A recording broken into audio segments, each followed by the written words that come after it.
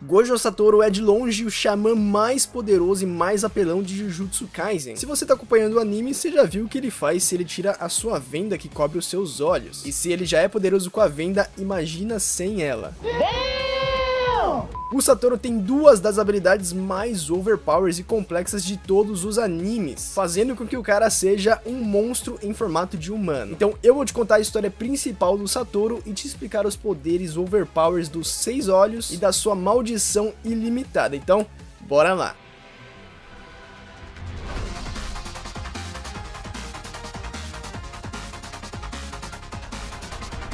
Fala galera, aqui quem fala é o Pedrosa, sejam bem-vindos a mais um vídeo aqui do Da 1 Up, então sintam-se em casa, sintam-se bem confortáveis. E vamos começar explicando a história do Gojo Satoru. Ele é um dos personagens que mais se destacou aí na história do Jujutsu Kaisen. O cara do cabelo branco que parece ser o irmão quase gêmeo do Kakashi de Naruto. Ele é professor e xamã na Escola Técnica de Magia Metropolitana de Tóquio e nasceu em 1989 vindo de uma família poderosa e antiga de feiticeiros Jujutsu, como é de se imaginar. E desde criança ele já vem sendo treinado para ser incrivelmente poderoso, já que ele nasceu com a habilidade especial e muito rara dos 6 olhos. E essa habilidade é muito rara até mesmo entre os membros da sua família, que são extremamente poderosos. E desde criança ele já era muito temido e muito conhecido entre tanto as maldições quanto os xamãs. Tanto que uma vez aí uma recompensa foi colocada na sua cabeça, então quem trouxesse a cabeça dele, o cara morto, ganharia essa recompensa. E cara, imagina você sendo uma criança ainda e uma recompensa dessa sendo colocada por sua cabeça. Que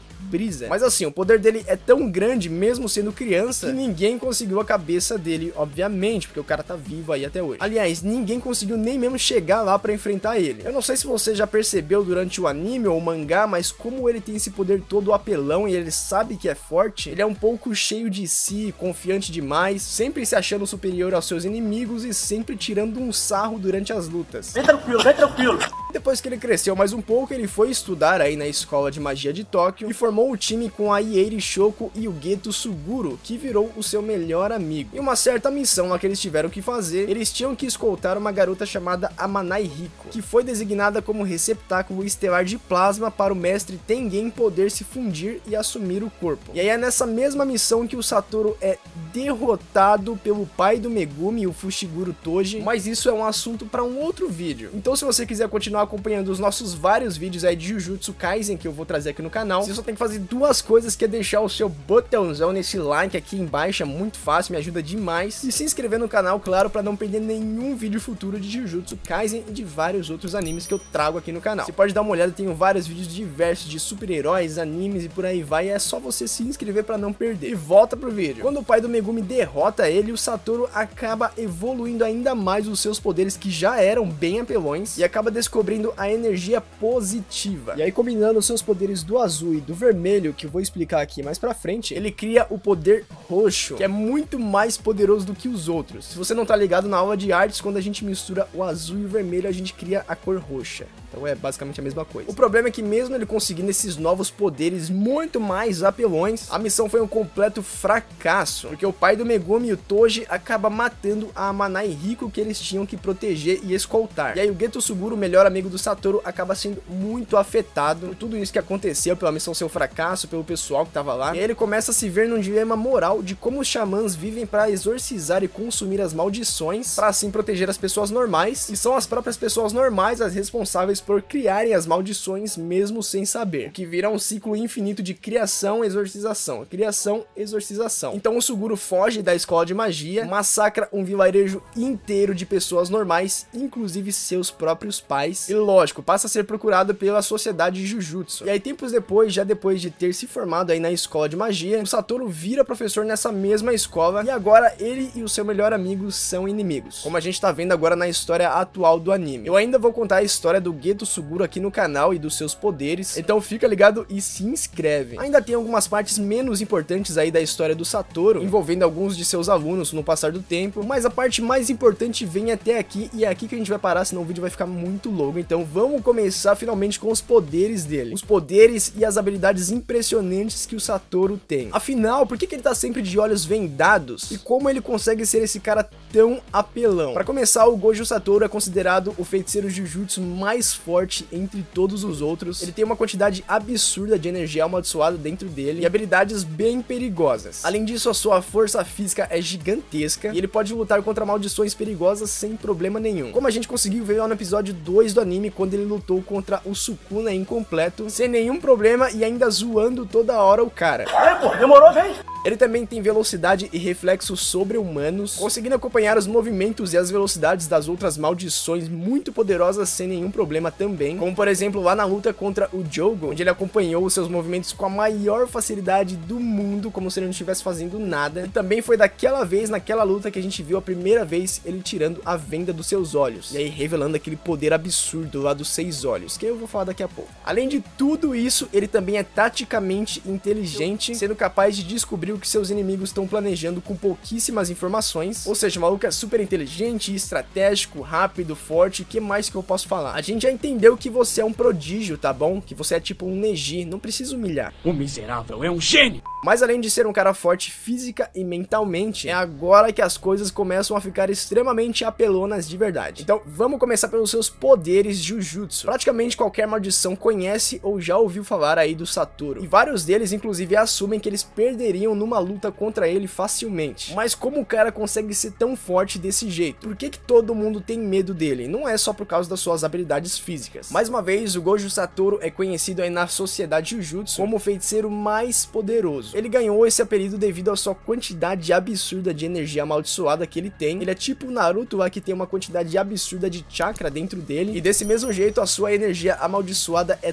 tão grande que ele consegue usar a sua expansão de domínio várias vezes no dia, enquanto um feiticeiro médio ali consegue usar apenas uma vez. E o seu controle sobre a sua energia amaldiçoada é tão aperfeiçoada que ele consegue ativar a sua expansão de domínio em frações de segundo, mais precisamente 0,2 segundos. Fora isso, ele também consegue usar técnicas de maldição reversa, como por exemplo o seu poder do vermelho, que a gente já vai falar, e até mesmo ele consegue combinar as energias positivas e negativas, que é o caso do roxo, que a gente também já vai falar. Mas os seus dois maiores poderes com certeza são os poderes dos 6 olhos e da sua técnica ilimitada amaldiçoada, que ele herdou aí do seu clã. E esses são dois poderes que deixam ele praticamente intocável e invencível. E eu não tô exagerando nem um pouco. O Satoru é um cara bem especial porque ele é o primeiro feiticeiro Jujutsu em 100 anos a ter tanto o poder dos 6 olhos quanto a técnica ilimitada amaldiçoada ao mesmo tempo, o que é algo extremamente raro de acontecer, você já deve ter percebido. Não. E torna o Satoru totalmente poderoso de verdade. Como ele mesmo fala, com a sua técnica ilimitada, ele consegue trazer o conceito de infinito, o Mugen, para a realidade. E com isso ele consegue simplesmente manipular e distorcer o espaço, ali a realidade, em volta dele. E esse é só o nível mais básico dessa técnica, já que ela fica bem pior conforme os níveis vão passando. O primeiro nível que a gente tem aqui é o infinito, que é o nível mais básico da técnica, é a forma neutra dela, que para explicar bem rápido aqui, ela consegue parar qualquer coisa no ar, e aí não deixar o Satoru ser atingido. Pode ser um golpe, pode ser um objeto sendo jogado contra ele, tanto faz. Depois vem a sua técnica do azul, que é a técnica que atrai as coisas para um ponto que o Satoru define no espaço. Depois tem a técnica do vermelho, que é o reverso do azul, ou seja, ela repele as coisas de um ponto que o Satoru define no espaço. E aí quando ele junta as técnicas do azul com o vermelho, ele forma a técnica roxa. É uma técnica que só ele consegue criar, ou seja, é diferente de tudo que todo mundo já viu, e ela tem um efeito absurdo muito mais forte do que o azul e o vermelho. Isso aqui foi só um entendimento básico, agora a gente vai começar a complicar as coisas. Vai ficar um pouco mais complexo, mas do jeito que eu vou te explicar, você vai entender certinho tudo o que esses poderes fazem. Começando então com a primeira forma do ilimitado, que é o infinito, a forma neutra e sem cor. Ela é conhecida como essa habilidade de parar as coisas no ar, mas na prática não é exatamente isso que acontece. Essa técnica ela tem uma explicação matemática, ou seja, você tá ligado que eu adoro quando isso acontece, quando o negócio é complexo e a gente consegue explicar de um jeito mais da hora. E basicamente, quando ele usa essa técnica, só fica parecendo mesmo que ele tá parando as coisas no ar. Mas na verdade, como ele mesmo explica aí durante o anime e o mangá, na verdade ele desacelera dezenas de milhões de vezes tudo o que iria encostar nele. Pode ser um golpe ou um objeto lançado, como eu já falei. E eu vou te dar um exemplo aqui pra você entender facinho, então se liga. Se alguém tenta, por exemplo, aí dar um soco no Satoru, o que o inimigo vai acertar não vai ser o Satoru, mas sim o Mugen, que é o espaço infinito entre o seu punho e o corpo do Satoru. Ele vai acertar esse espaço que invisível. E aí quanto mais perto o seu punho vai chegando do Satoru, mais lenta a velocidade vai ficando, então ele nunca vai conseguir atingir o corpo do Satoru com esse soco, que ele vai ficando cada vez mais lento, e isso infinitamente. E ele nunca vai acertar então, porque aqui no meio entre o corpo do Satoru e o seu punho tem um espaço infinito de dezenas de milhões de frações que nunca vão deixar o seu punho tocar no corpo do Satoru, já que teoricamente o infinito não tem um fim. E aí esse poder do Satoru ainda tem uma explicação mais da hora ainda, diretamente do paradoxo de Aquiles e a tartaruga do Aristóteles. Pois é exatamente esse o nome, paradoxo de Aquiles e a tartaruga. Vai vendo o vídeo aí pra você entender enquanto eu falo. Nesse paradoxo, o Aquiles tem que enfrentar uma tartaruga em uma corrida a pé. Mas aí o Aquiles vai passar a tartaruga numa boa, sem nenhuma dificuldade, né? Sim.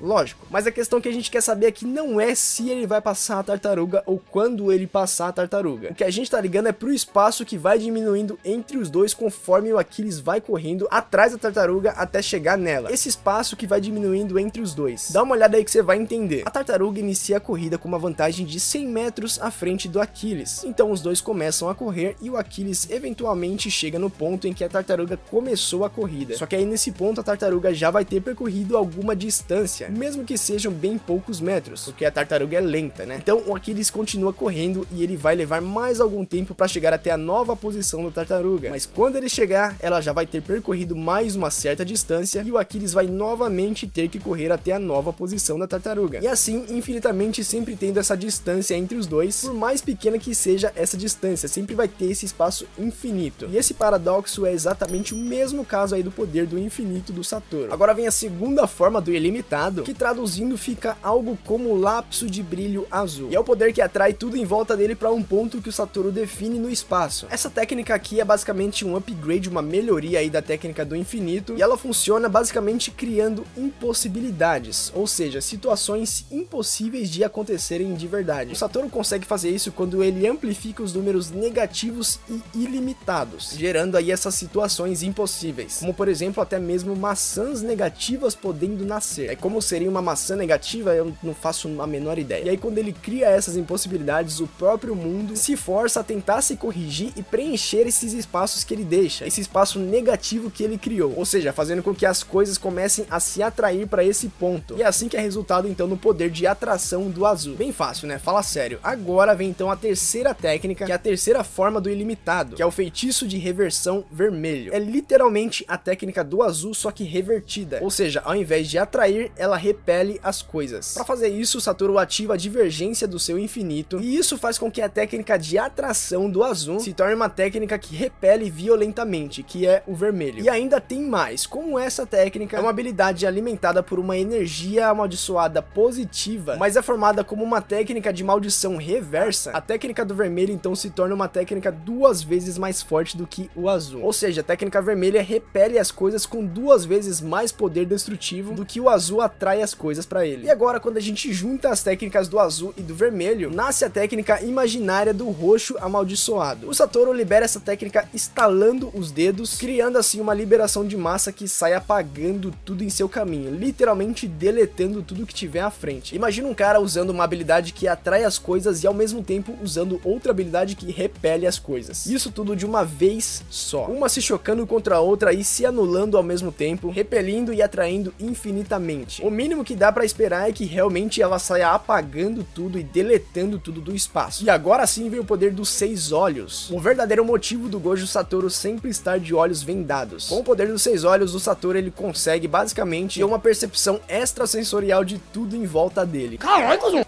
É basicamente tipo um doujutsu aí do universo de Naruto, que são as técnicas oculares que o Neji ou o Sasuke tem, que faz com que eles vejam muito mais do que os olhos normais conseguem ver. Os 6 olhos do Satoru permitem que ele veja certas coisas que podem estar escondidas nas sombras, coisas que estão ocultas ali que não devem ser vistas, e ainda permitem que ele entenda as habilidades aí de seus inimigos, por exemplo, só de simplesmente olhar para eles. Um exemplo do uso dos 6 olhos no mangá é quando o Satoru ainda era criança e ele conseguiu sentir a presença do pai do Megumi, o Fushiguro Toji, que é um cara que não usa Jujutsu, então ninguém consegue sentir a presença dele, mas mesmo assim o Satoru criança conseguiu. Basicamente os olhos dele não perdem nada de vista e fazem isso extremamente extremamente rápido. Por isso então o seu nome, 6 olhos, ele consegue ver muito mais do que olhos normais conseguem ver, ou seja, uma percepção literalmente extrasensorial de tudo em sua volta. Mas também é uma habilidade que ele não consegue ativar e desativar quando ele bem entender, e é exatamente por isso que ele sempre deixa os seus olhos vendados. Como ele não consegue ativar e desativar os 6 olhos, essa habilidade, se ele tá sem a venda, ela tá sempre mandando toneladas de informações de tudo que ele olha em volta. Antigamente, quando ele era mais jovem, ele costumava usar os seus óculos escuros como forma aí de meio que anular o poder dos seus olhos, mas conforme ele foi evoluindo ainda mais as suas habilidades apelonas, ele teve então que começar a tampar completamente os seus olhos. Essa é uma forma que ele achou para tentar neutralizar o poder, já que o poder dos 6 olhos é tão, mas tão poderoso, que ele teve que esconder para não ficar toda hora utilizando esse poder gigantesco. E ele também já chegou a utilizar bandagens nos seus olhos, mas vamos combinar que uma venda é muito mais estilosa. E agora também utilizando o poder dos 6 olhos e da sua técnica ilimitada, ele consegue expandir o domínio e utilizar o poder dentro dele. Dentro da sua expansão de domínio, ele invoca aí o mundo dentro do ilimitado, que faz com que as ações do oponente, como percepção, movimentação e comunicação, sejam executadas à força infinitamente. Então o inimigo dentro do seu domínio não sente e nem vê nada, e ao mesmo tempo ele sente e vê tudo, mas a informação que ele recebe nunca vem completa. Então ele simplesmente não consegue fazer nada, ele não consegue nem se mover e nem falar. Imagina o cara recebendo toneladas de informação sobre tudo e tudo ao mesmo tempo. Basicamente o cara desliga na hora, tipo o Jogo que você tá vendo aí. E essa foi a história e poderes do Gojo Satoru, o novo Kakashi. E se a gente reparar bem, nem dá pra não ver as semelhanças entre eles. Os dois têm cabelos brancos, são professores super parecidos e têm poderes oculares extremamente poderosos, que inclusive, parando pra pensar, eles sempre deixam cobertos pra limitar e restringir suas próprias habilidades oculares. Pois é, será que o Kakashi foi tipo uma inspiração pra criação aí do Gojo Satoru? Mas aí, jovens gafanhotos, o que vocês acharam dos poderes do Gojo Satoru? Vocês entenderam como tudo funciona? Eu expliquei bem? Parece bem complicado no começo, mas depois fica facinho de entender no final. Então comenta o que você achou e qual desses poderes você acha mais da hora. Eu espero que você tenha gostado do vídeo de hoje, fiz ele com muito carinho, então se você gostou, deixa o seu botãozão aqui embaixo nesse like, é isso mesmo que eu quis dizer. E se você for novo aqui no canal, caiu de paraquedas, mas curtiu a nossa explicação aqui, clica aqui embaixo então nessa fotinha pra poder se inscrever e não perder mais nenhum vídeo futuro